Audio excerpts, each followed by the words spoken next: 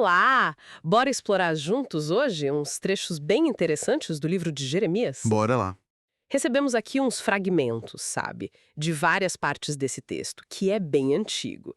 E a nossa ideia é tentar sacar as mensagens centrais, né? Especialmente para quem talvez esteja começando a se aventurar por ele agora. Perfeito. Então, para começar, qual é a vibe geral desses textos? O que eles estão querendo passar? Olha, o que a gente percebe logo de cara é uma tensão, sabe? Um diálogo bem intenso. É o profeta Jeremias ali servindo de ponte, né?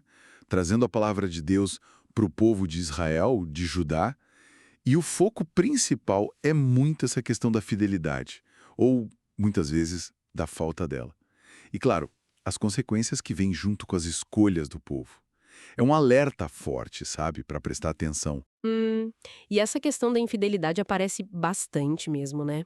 Lembro de uma parte que fala que o povo trocou a glória deles por algo que, tipo, não serve pra nada Exato. e que abandonaram Deus, a fonte de águas vivas, pra cavar as próprias cisternas, só que cisternas furadas que não seguram água. Essa imagem é poderosa, né? Muito forte, hein? Tipo, deixar a fonte pra ficar com um balde todo quebrado. Exatamente. Essa busca por outros deuses, essa quebra do que eles entendiam como aliança, aquele pacto especial com Deus, isso é apresentado como a causa número um dos problemas que eles estavam enfrentando. E o interessante é como o texto conecta isso, sabe? A escolha errada leva direto para a consequência ruim.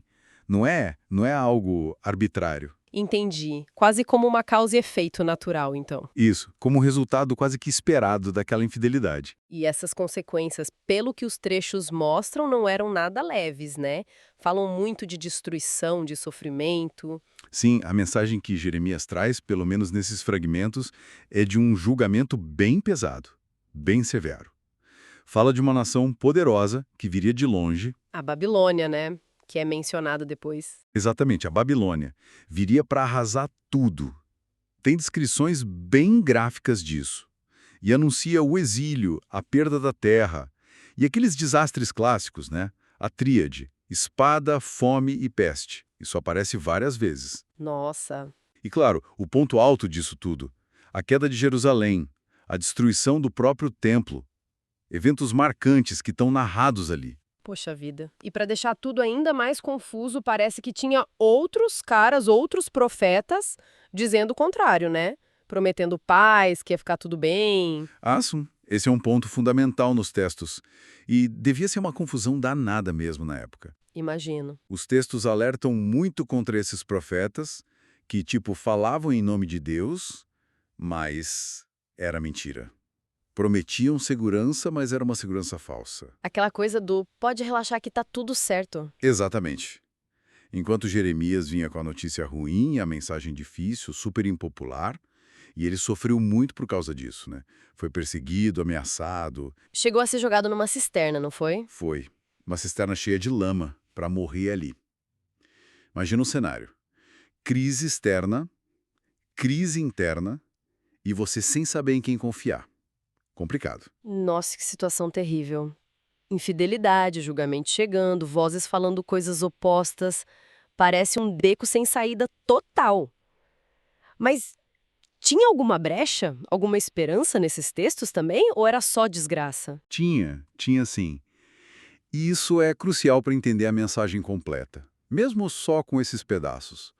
Apesar de toda a dureza do julgamento, de toda a crítica, os textos não deixam de afirmar uma coisa: Deus ainda estava no controle. Ah, tá, isso é importante. E junto com o julgamento, vinham promessas bem claras de restauração, de um futuro diferente. Falavam do fim do cativeiro na Babilônia depois de um tempo determinado, 70 anos é o número que aparece. Um prazo definido. Sim, e prometiam o retorno do povo para a terra deles. E mais que isso, a renovação da alegria, da prosperidade. Temos imagens bem bonitas disso. Que bom. Algum respiro no meio do caos. Com certeza. E tem até um detalhe interessante. A mesma Babilônia que foi usada como instrumento para corrigir o povo, também seria julgada depois. Ah, então a justiça alcançaria a todos no fim das contas? Essa é a ideia que o texto passa. O controle final é divino. Entendi. Então, o que a gente vê é meio que um ciclo se formando, né? A quebra da confiança, da fidelidade, leva a consequências bem duras. Exato. Mas mesmo no meio da crise, persiste uma promessa de que as coisas podem ser consertadas, de que há uma restauração possível e que existe um plano maior rolando. Perfeitamente. A narrativa explora muito essa dinâmica, né? De causa e efeito nas escolhas de toda uma comunidade. E essa relação complexa com o divino, que não abandona mesmo quando corrige. Mostra que, mesmo na pior das crises, a ideia de recomeço, de um propósito maior, não desaparece. Interessante. E fica a reflexão, né? Como essa ideia de responsabilidade coletiva pelas ações e essa mistura de julgamento com esperança de renovação, como isso ecoa em outras histórias, em outras situações que a gente conhece por aí. É uma boa pergunta para se pensar. Com certeza. Bom, agradecemos a companhia nessa exploração de hoje. Valeu. Até a próxima!